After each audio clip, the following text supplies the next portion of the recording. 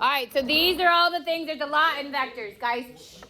And within vectors, you've got to be able to find component form given initial and terminal. You've got to be able to find magnitude given initial and terminal or given the component form.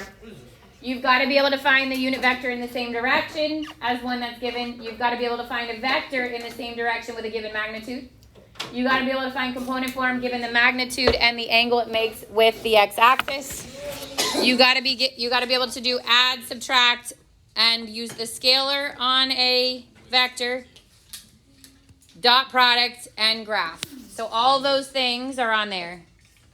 Okay, then the graphing. So like I'm going to give you two vectors. You got to be able to draw if it's like a scalar on a vector, if it's a change in direction on a vector, if it's a sum or difference of the vectors. All that stuff is in vectors. In matrices, it's really only 4 topics: adding, subtracting, the scalar multiple, and then multiplying two matrices together. Yep. So scalar multiple, like 2, like A.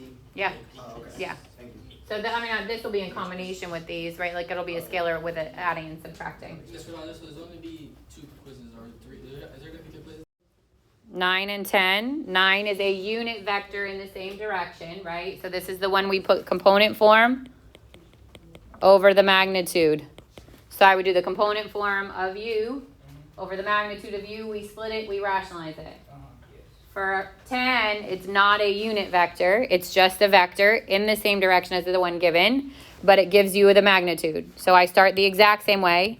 I do the component form over the magnitude of u, but then at the end, I multiply it times the magnitude that's given, which in this case is 8. Okay, if we're adding, subtracting matrices, they have to be the same dimensions, but if you're multiplying, it's the middle two. So if it's rows by columns and then rows by columns, the middle 2 numbers have to match.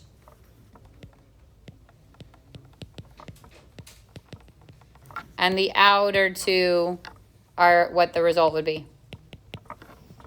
So if I had a 1 by 3 and a 3 by 2, could it be done?